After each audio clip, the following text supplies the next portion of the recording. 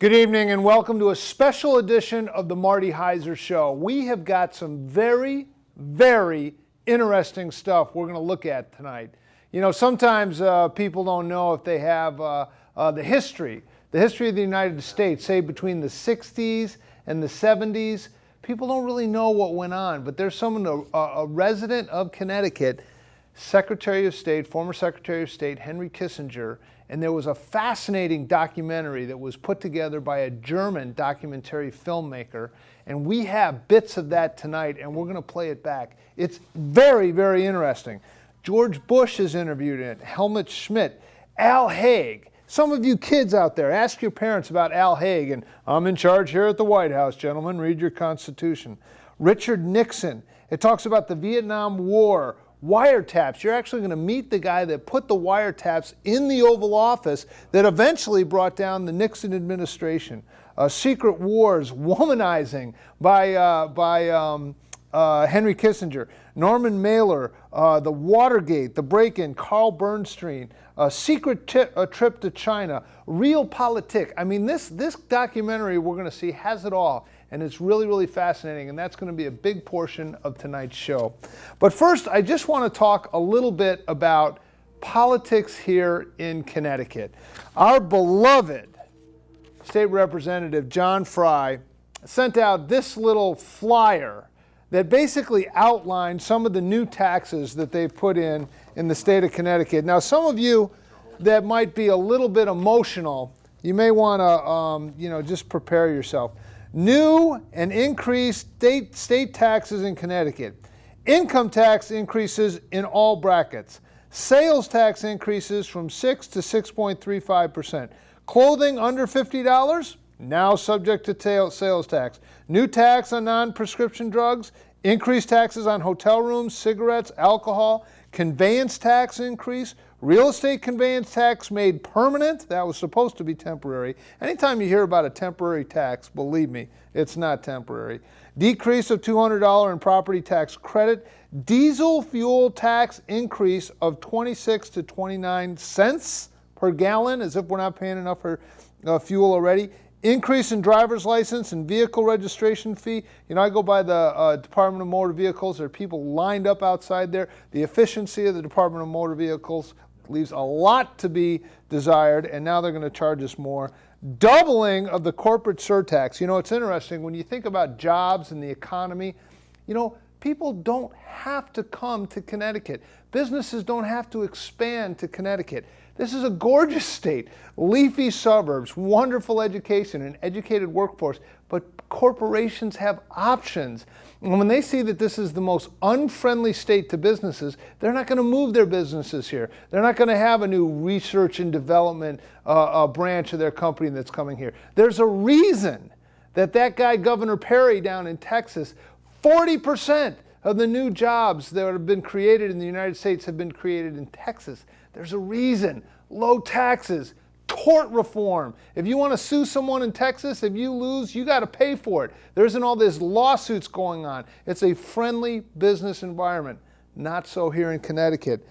Doubling of the corporate surcharge tax and expansion of the gift and estate tax. You wonder why everyone retires down to Florida or down to South Carolina? Is they have a more friendly tax atmosphere. I'm telling you, we haven't created jobs in this state for decades now. It's a problem. And Governor Malloy, you go to Hartford, you have Democrats that are running the House, you have Democrats that are running the state Senate. Now you have a Democrat in the governor's mansion. And what do we get?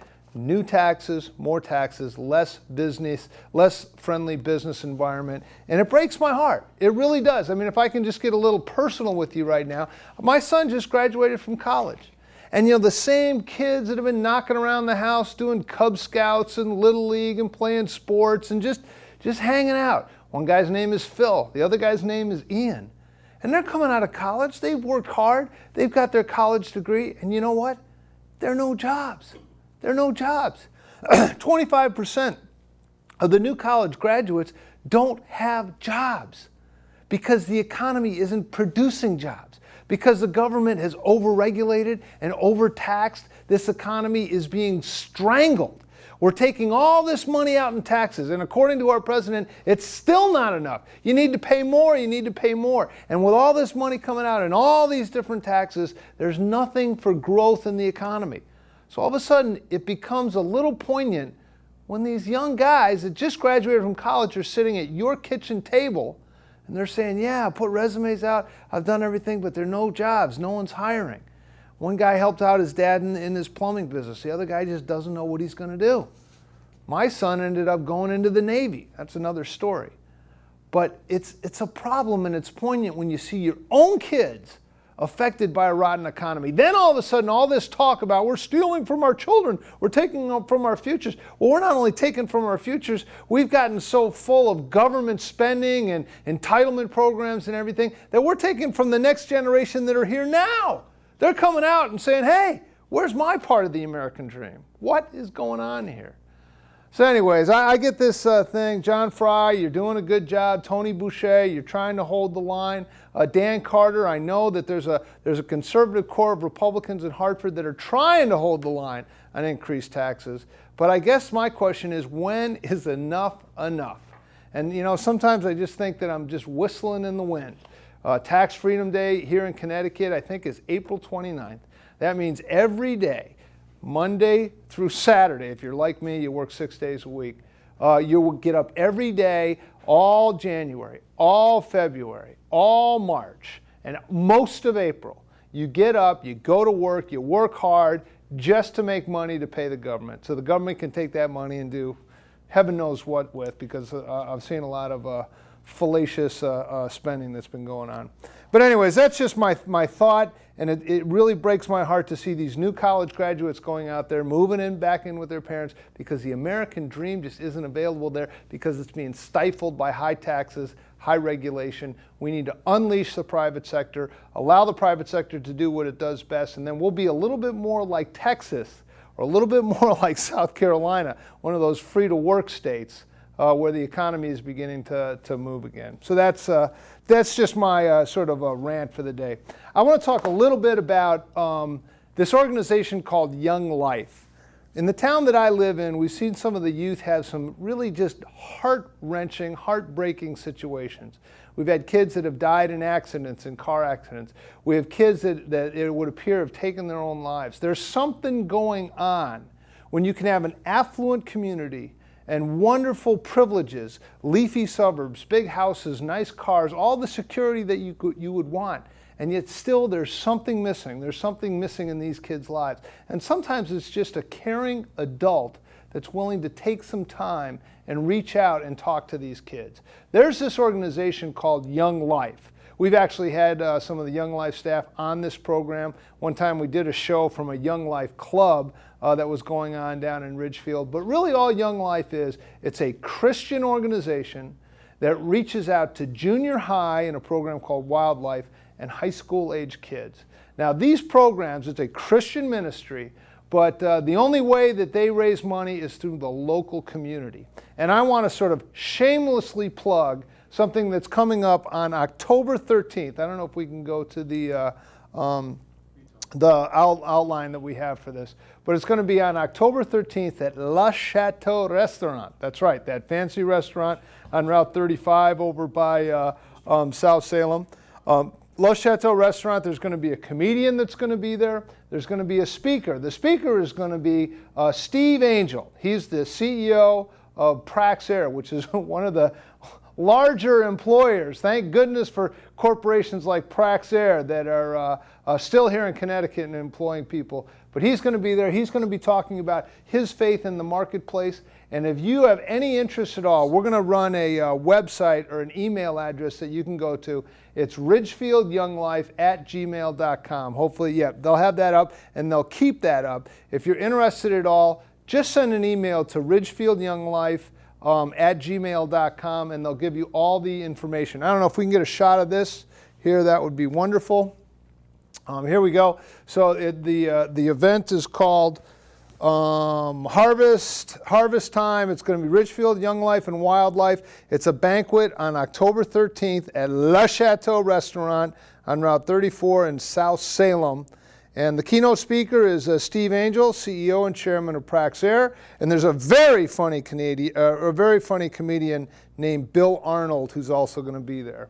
So that's the website, ridgefieldyounglife@gmail.com. If you have any interest at all, please go to that email and just give them your contact information, and they'll be in touch with you. I'll be there that night. How fun will that be? I'll hang out with you. I'll buy you a glass of red wine, and we'll hear about this organization that is giving kids not just success, but significance. Giving kids a caring adult in their life so that they can have someone that can help them through some of these difficult times. Because something's missing in our kids' lives, and it might be some of those eternal questions.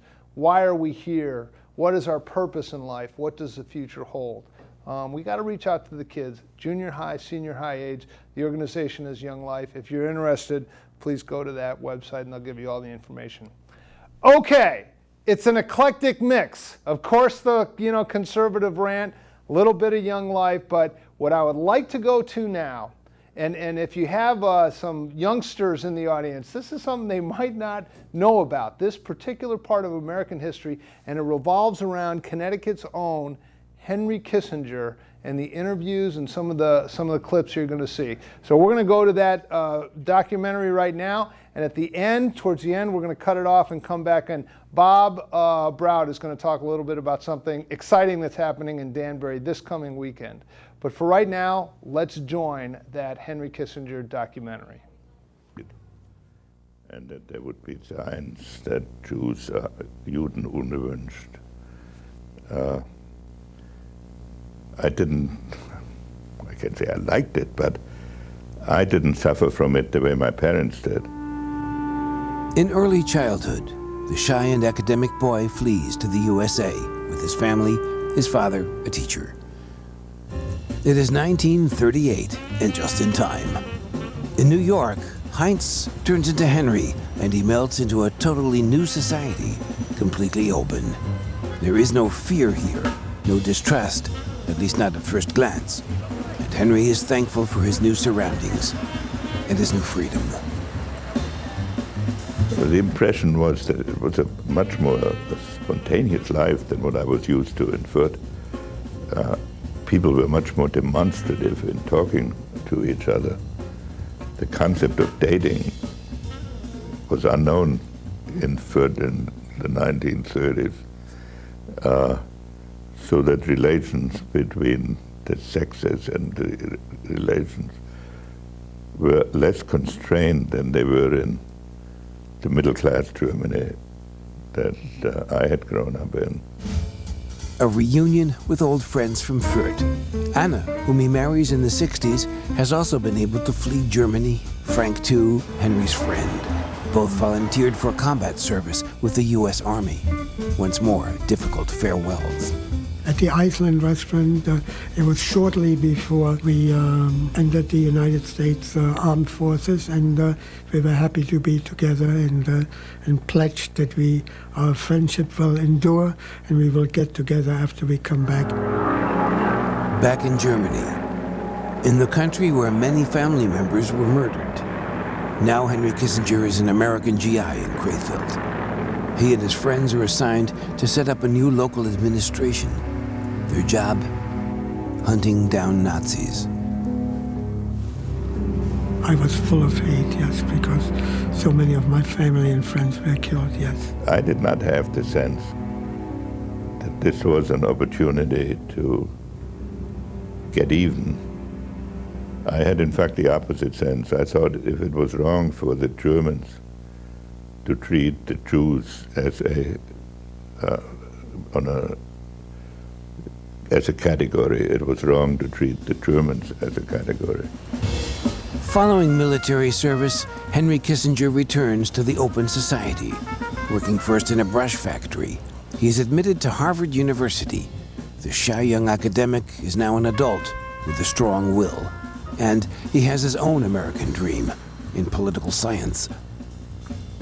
I was a student at Harvard, and he was, as you know, a fairly famous professor there of international affairs at the Center for International Affairs, where he was prominent, I think, from the latter 1950s, had written a book in 1957 called Nuclear Weapons and Foreign Policy. An early work assessing the Soviet nuclear threat and developing a concept for the limited use of American nuclear weapons.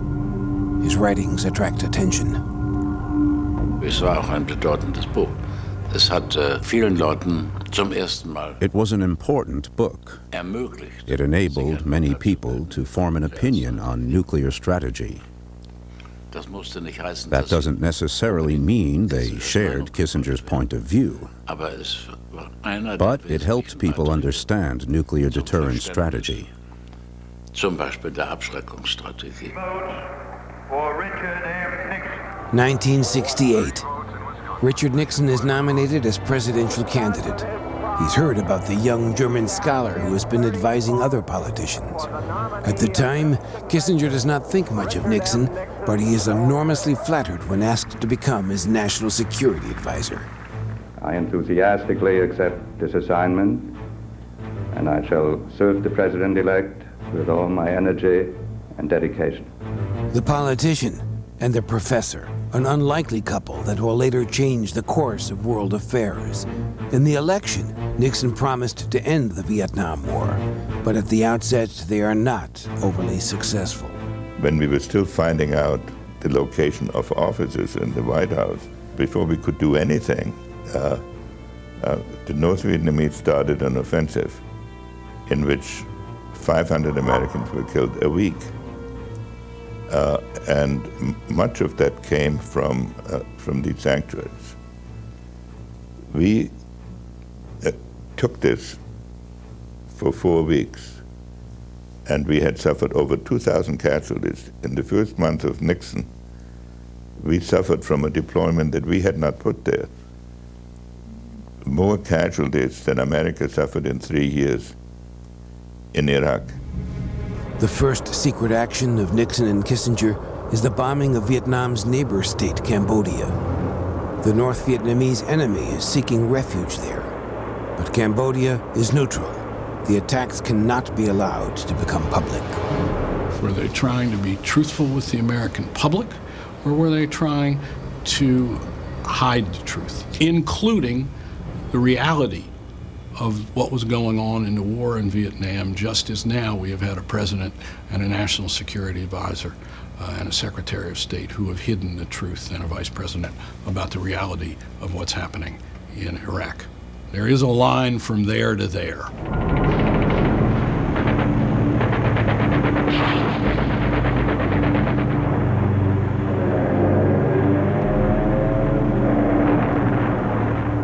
We expected that somebody would protest. Cambodia, North Vietnam, Russia, somebody. We would then have said, let us have a UN investigation of what went on there. And we are willing to pay damages for any destruction that we caused. To our absolute amazement, nobody protested. Not the Cambodians, not the North Vietnamese, not the Russians, not the Chinese.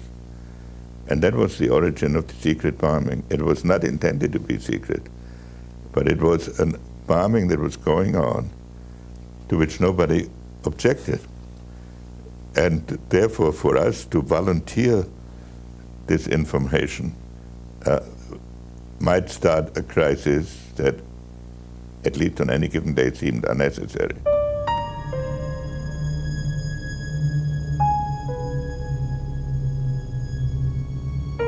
He's a very, very intelligent man who believes, from his point of view, I don't share this, but from his point of view, he really believes that if you're unscrupulous, that you cannot allow scruples to come in the way of serious political purposes.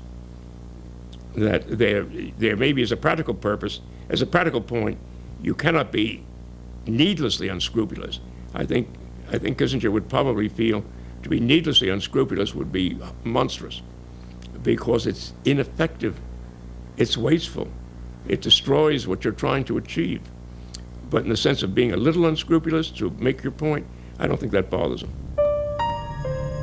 The bombing of a neutral country is a difficult secret. Somewhere in the federal government, there is a leak and a reporter from the New York Times finds it. I went to two men who were extremely well placed, one at the State Department, one at the White House. The official at the State Department said, "Jesus H. Christ, I have no comment," but his expression said otherwise. You could tell from his expression that he was amazed that someone had put these pieces of top secret information together and came out with that scenario. I then went to the White House person and did the same thing. And he said, "You know, I've never lied to you, Bill, and I won't start now. So let's change the subject." At that point, I realized that I clearly had the story and wrote it. Kissinger often spends a few days with the president relaxing in Florida. He's there when the bombshell hits. Headlines in the Times: Nixon's secret bombing of Cambodia is public knowledge.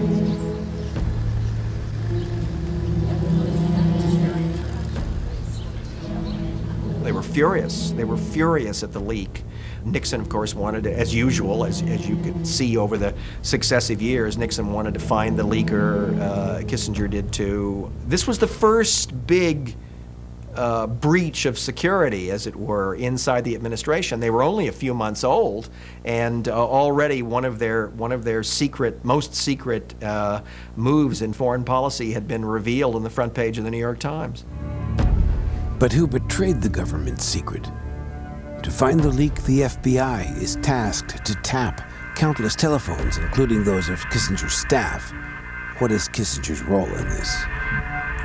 I'm not here to say that I enjoyed or approved Henry Kissinger going along with wiretapping of many of his closest associates, including me. I think it was a mistake. Having said that, I did not hold this against Kissinger fundamentally, because I did share his view that the leaks were serious. I do not agree with people who do leak.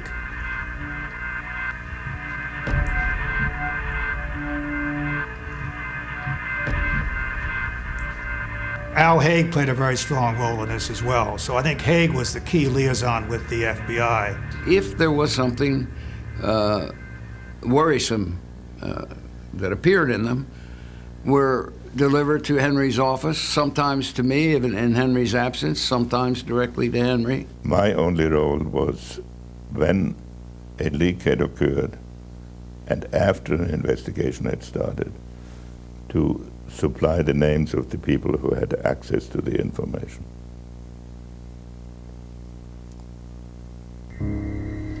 The source is never revealed. Kissinger has become one of the most powerful men in government. Secretary of State Rogers degraded to a mere bit player. Kissinger's National Security Council is now defining American policy.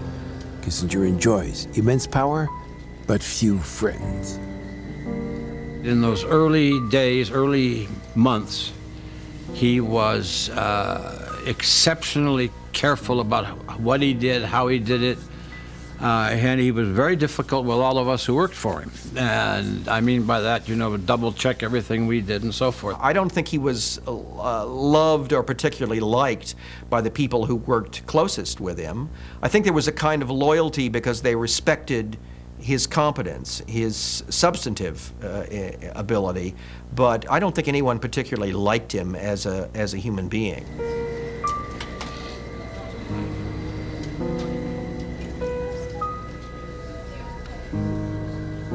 He was a hard-driving, hard taskmaster, and he demanded pretty much perfection. And people I know had to do things sometimes over and over and over again until they got them just right. July 1969.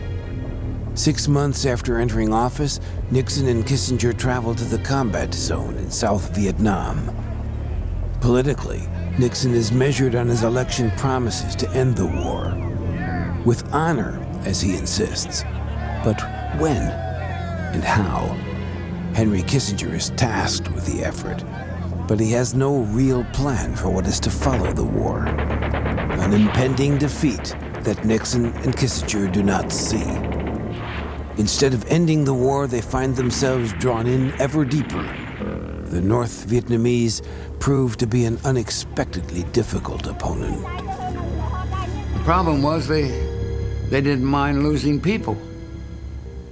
And their threshold of pain was far higher than it would be for a civilized Western nation. So the only way you can succeed is to hurt them. The operation began at 6 o'clock Friday morning Saigon time, 3 hours before President Nixon and Kissinger decide American troops will march into Cambodia. An invasion, this time officially. The war escalates. word that the operation was beginning. This is Lou Davis, NBC News at Quang Loy, headquarters. He was continuing the war with Nixon. Both of them were working full-time to continue that war until 72, when Nixon could get reelected. As a result, 25,000 American soldiers were killed unnecessarily, and hundreds of thousands of Vietnamese. On the home front, things are getting out of control. Tens of thousands of Americans take their protest to the streets in opposition to the president and his national security advisor, Kissinger. For me, it was painful for another reason. These were people the professors were people I'd been in school with. The students were people I'd been teaching a year earlier. So what I did is they were assembled in a place called the Ellipse right in front of the White House. There were several 100,000 of them. And I would send out assistants. They were assembled by colleges. And I would send out, during the Cambodian crisis, I kept every afternoon free for the students. And I would send assistants out to bring students in for discussions. But it didn't change the intensity of the demonstrations, nor did I expect it to. Ladies and gentlemen, the President of the United States. Nixon reacts with victory slogans. The 150,000 Americans that I announced for withdrawal in the next year will come home on schedule. And it will, in my opinion, serve the cause of a just peace in Vietnam. The escalation of the war leads to dissent within the Kissinger team. 3 staffers resign. Tony Lake and I and Bill Watts, who were 3 people who resigned from the staff in protest of the invasion, did not make a public declaration of our position and did not call a press conference, simply because we thought that would so irreparably damage Kissinger inside the administration. And we thought the administration was so awful, so bad, that to destroy or to damage Kissinger would hurt the country, to weaken him. We thought that, ironically, Kissinger was our last best hope. The immigrant, the academic, the outsider. At distance to the president, yet at the same time dependent on his approval. Can he become Nixon's opponent? Does he wish to? Kissinger's boss, a man with neuroses and a deep distrust of intellectuals. Like presidents before him, Nixon operates listening devices in the White House. But he wants more. He wants voice-activated microphones to record all conversations in the building, without exception. There were 6 microphones embedded in the president's desk, up from bottom to top. That turned out to be not a very good idea, because normally when the president's discussing things with his aides at the desk, there are coffee cups on the desk which rattled. Over by the fireplace where the president always sits with very important state visitors, there were microphones in the base of the lamps. In the cabinet room, they were on the base of the lamps on either side of the wall. Then they're on all the office telephones, and in the president's sitting room, over in the residence, he had a habit of sitting in the Lincoln room, which is just a sitting room. That phone and that room were also bugged. And later on, he had his telephone in his little private study up at Camp David bugged, and his office across the street in the executive office building bugged.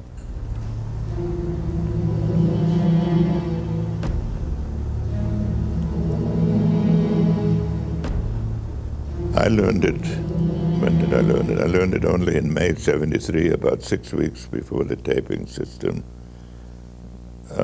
was established. When General Haig became advisor, he told me, I was shocked.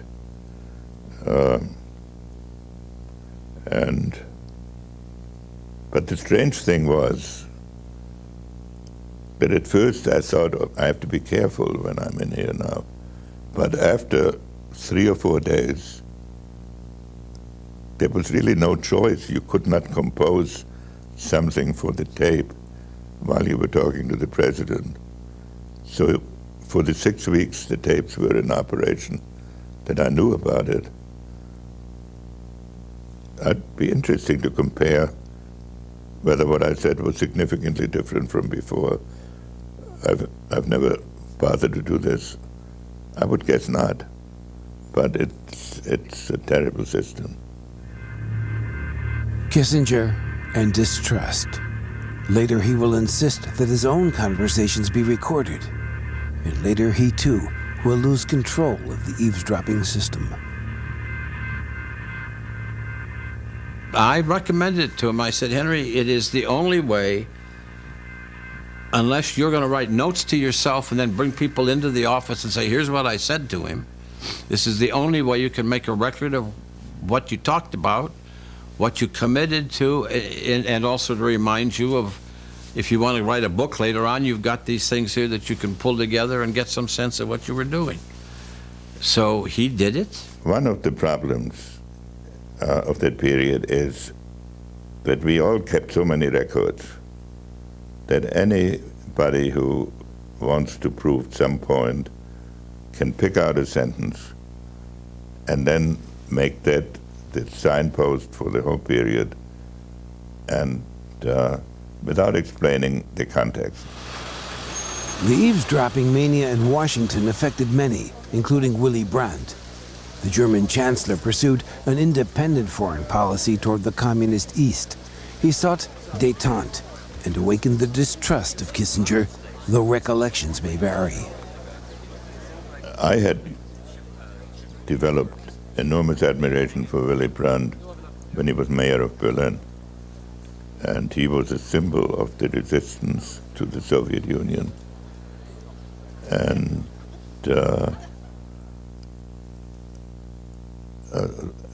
so I had very high regard for him. I don't remember him having any particularly warm feelings about him. I think he thought basically, that he was a socialist. Therefore, one had to deal with him very carefully. He wasn't wild about him, to put it mildly. He had serious questions. I don't think he admired Mr. Brandt very much.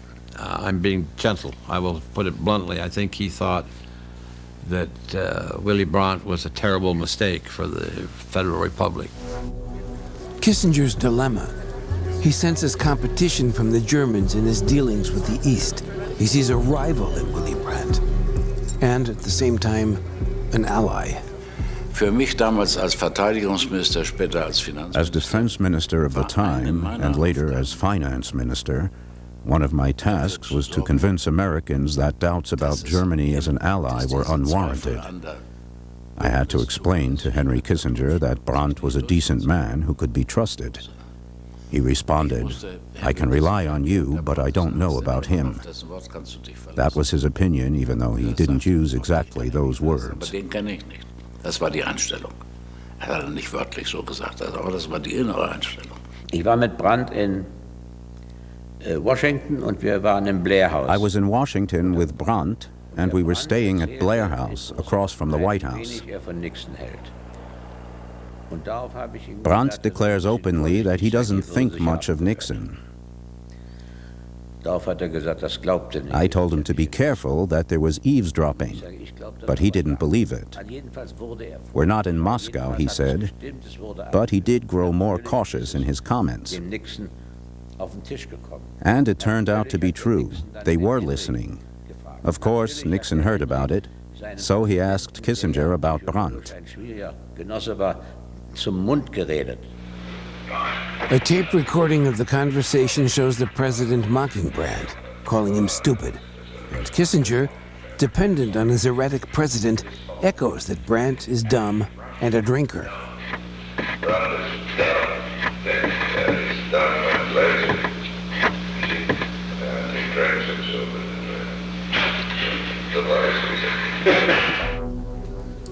The core of the problem between Brandt and Washington circles of power runs deeper. There is a kind of diplomatic envy of the German and his flirt with the Russians. We were initially suspicious of Ostpolitik because we thought it could be the beginning of a separate German approach and lead to a new kind of German nationalism. The Ostpolitik, in Henry's view, and I think with some justice, sliced underneath Henry's attempts at what was the term we were describing, détente. While Brandt can speak openly, Kissinger remains carefully guarded in his comments. There is anxiety in America about détente with the East. Kissinger decides to take his jet-set diplomacy farther east, to China. A top-secret operation is launched through Pakistan. The cover story was going to be that Kissinger was going to get a stomach ache and have to spend time in a hilltop retreat recovering. The problem is he got a real stomach ache while he was in India before he even got to Pakistan. And he had to hide that because he couldn't have two stomach aches, so he had to suffer the real stomach ache to preserve his cover story. We got to Pakistan. A stopover in Islamabad. Kissinger chats with reporters. He wants no one to suspect he is traveling onward to Peking. A huge deception in which the president of Pakistan plays a role. In the middle of the night, we packed in our hotel and were driven secretly to the Islamabad airport by the Pakistani foreign minister and got on President of Pakistan's airplane.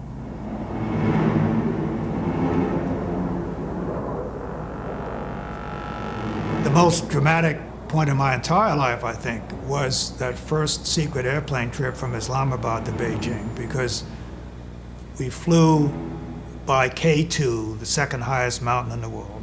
Beautiful morning with the dawn coming up and the snow glistening. None of the world knew where we were except for very few people.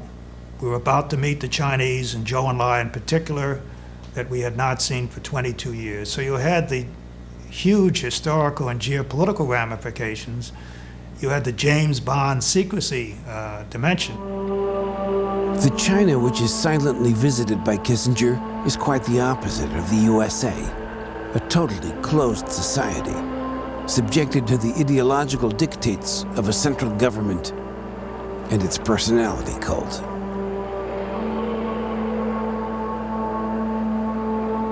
China under Mao Zedong was a pretty nasty place. And the opening to China was a product of the belief that we needed to work with China in order to balance the Soviet Union. That was realpolitik, and a very important example of it in terms of Henry Kissinger's history. A few months later, Richard Nixon goes to China himself. Nixon going to China represented a complete turnaround in one of the central tenets of American foreign policy throughout the late 1940s, all of the 1950s, and essentially all of the 1960s. And that was that we could, in effect, make China go away by pretending that it didn't exist. Kissinger's secret diplomacy begins to pay off. For the first time, the Americans step onto the soil of their ideological opponent's empire. The world holds its breath. Much seems suddenly possible.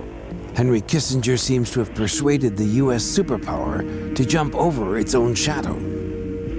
There is little doubt. The meeting with Mao Zedong will alter the course of history.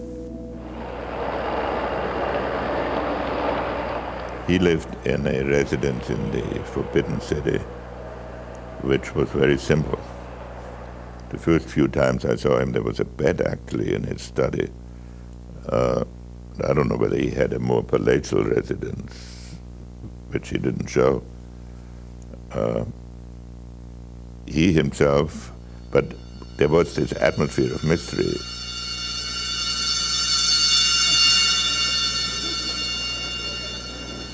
He had a very sharp, strategic mind.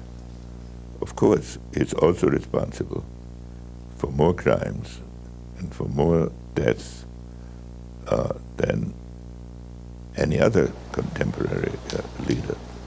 So the fact that he had a superior intellect is no justification or doesn't excuse what he did in domestic politics. But as a strategist in foreign policy, he was extremely impressive. But Henry Kissinger has broader plans. The route to China is only a detour. Remove China from the complex of foreign policy issues that we had to view as closely related to the Soviet Union. It broke that relationship clearly, publicly. It gave us an opportunity to play the Chinese against the Soviets and vice versa. May 1972. Nixon's visit to Moscow also must be prepared in utmost secrecy. There are too many skeptics and critics of the Soviets at home. Besides, Nixon wishes to be alone in the spotlight. There is still that satellite war of the superpowers in Southeast Asia. The summit cannot be allowed to be seen as a meeting between a victorious and a defeated nation. Behind closed doors, Kissinger and the Soviets hammer out the protocol details. They had agreed to continue the summit, despite the fact we were then bombing around Hanoi and Haiphong, their supposed allies. So we had a special session in the dacha, country home of Brezhnev, in which I was involved, just a few of us, with the 4 Russian leaders. And Brezhnev and the others lectured Nixon for 3.5 hours mercilessly on our terrible policies in Vietnam and how we ought to get out, and the mood was very testy. When this was finished, we went upstairs, and Brezhnev and all the others completely changed their mood, offered us vodka, started singing and cracking jokes. They had obviously done this session so they could send the transcript to Hanoi to show how tough they were.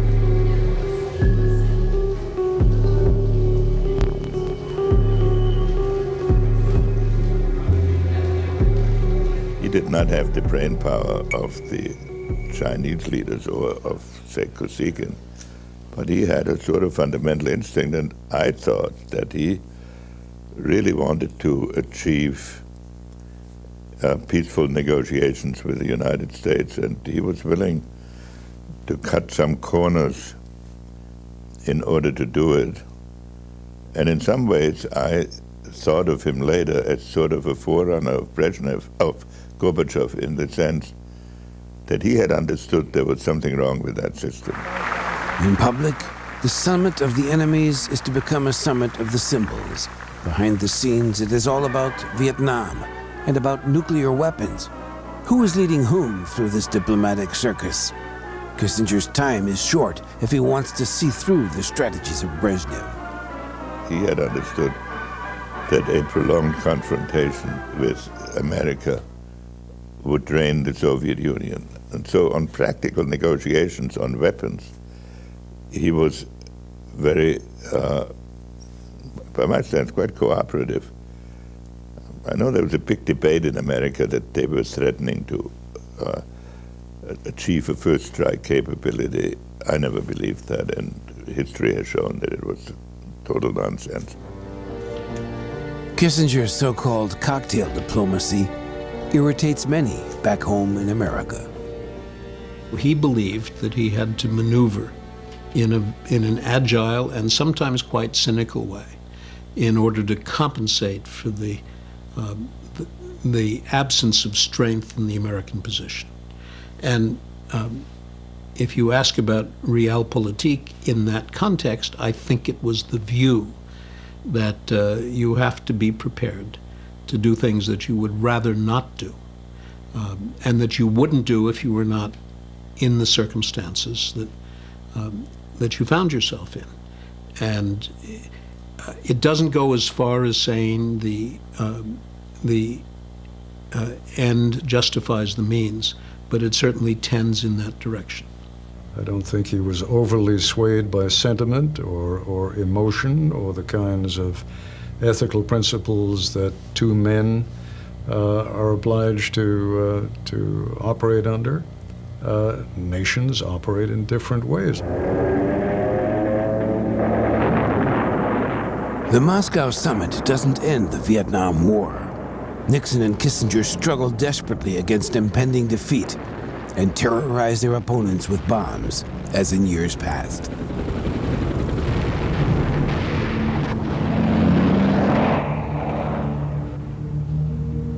The president's conduct of the war is growing increasingly unreliable, not only for the enemy, but also for his closest advisors within the White House.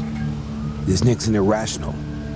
Kissinger is smart and smooth enough to use his president's weaknesses to his own strategic advantage.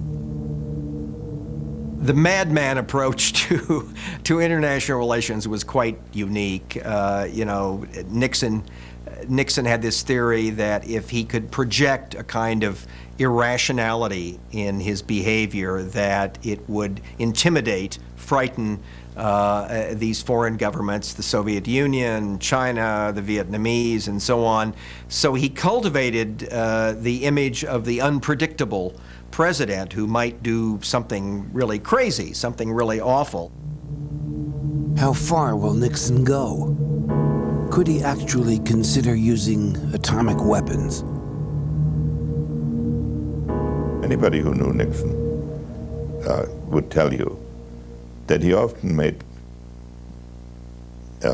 exorbitant statements, that this was his way of letting off steam. It never meant that it was an actual policy. So it's not hard to go through all these telephone conversations which he left behind and find that he made some grandiloquent statement.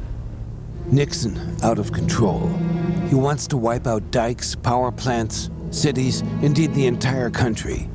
And Kissinger assures that America would support this. I'm not talking about bombing passes. We're going to take out the dikes, we're going to take out the power plants, we're going to take out Haiphong, we're going to level that bond. If the president is willing to excuse that, I think the American people would understand that.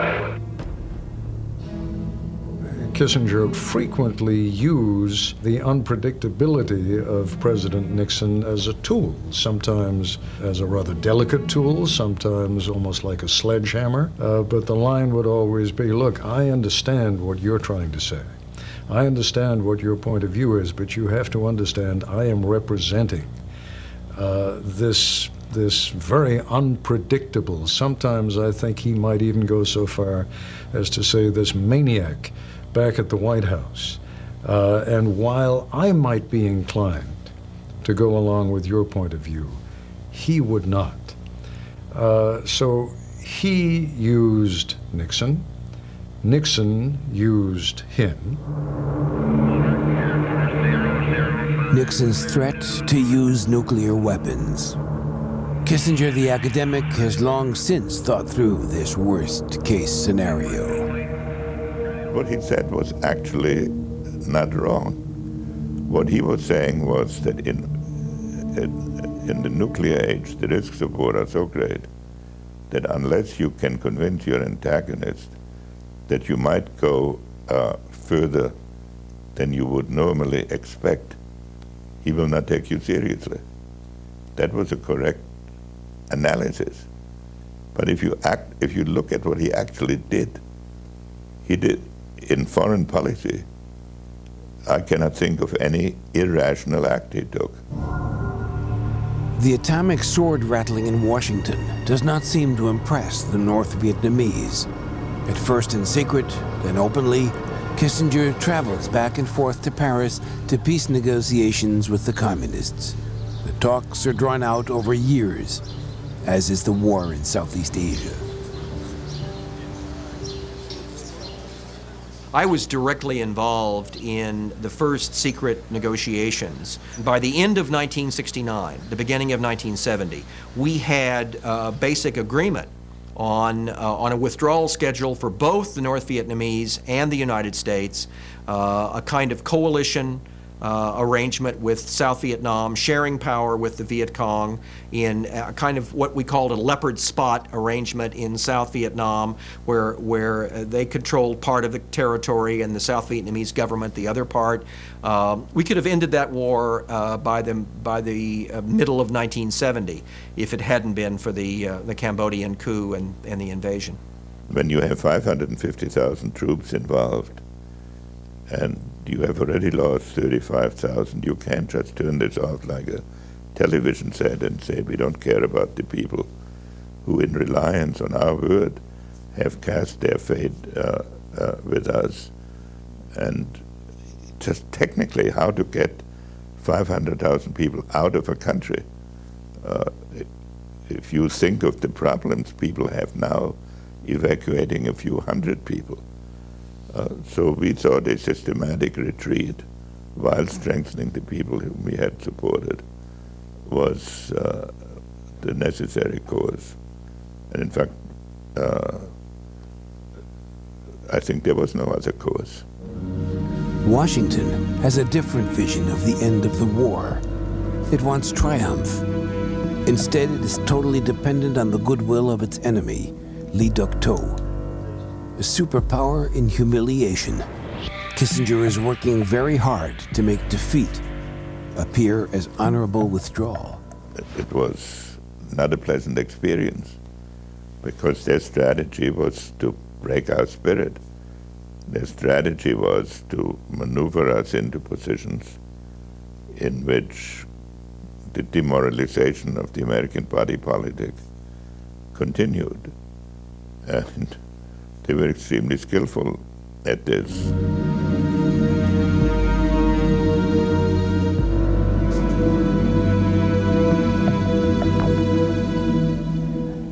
The following statement is being issued at this moment in Washington and Hanoi. At 12:30 Paris time today, January 23, 1973, the agreement on ending the war and restoring peace in Vietnam was initialed by Dr. Henry Kissinger on behalf of the United States and Special Advisor Lee Duc-Tho on behalf of the Democratic Republic of Vietnam. America loses the war, Kissinger wins. He and Lee Duc-Tho are awarded the Nobel Peace Prize. Nothing that has happened to me. So there you have it, just a little glimpse into the life of Henry Kissinger. When we came away from that documentary, he was just picking up his Nobel Peace Prize for helping to draw to a close the Vietnam War. His counterparts that he negotiated with to draw the war to a close didn't pick up their Peace Prize, so he decided to just have his ambassador go and pick it up. It was a tumultuous time. We were embroiled in an incredibly unpopular war. And Henry Kissinger in this documentary goes on to talk about Watergate and how all those tapes, which is just incredibly interesting to get a glimpse into their private conversations, because the people that were in the Oval Office did not know necessarily that they were being taped. So you get this raw input into history and what went on during that time period. Henry Kissinger, a fascinating guy. I want to thank Stefan Lambi, a German documentarian, for putting that together. Some of his other work, if you ever go on YouTube, you can see another one called City Boy, which is an interesting documentary about a stockbroker, essentially, in London. And their Wall Street they call the City. So this guy's called City Boy, and he secretly, anonymously types out this article for the New York Times that we'll see. So we're going to play that a little bit later. Stefan Lambi, a brilliant filmmaker, and we just got a glimpse of that with that story about Henry Kissinger. You had secret trips to China, real politics, Mao Zedong, Brezhnev, apparently quite a heavy drinker, not the smartest guy. Arms race. They were playing good cop, bad cop. Oh, this Nixon, you never know what he's going to do. Henry Kissinger, hey, come down, we can make peace. So it's very, very interesting. Henry Kissinger's Secrets of a Superpower. It's really good. In closing, just a couple quick things. One is we want to remind you about the upcoming event to sponsor Ridgefield Young Life. I don't know if we have that, if we can show that placard one more time. It's going to be October 13th.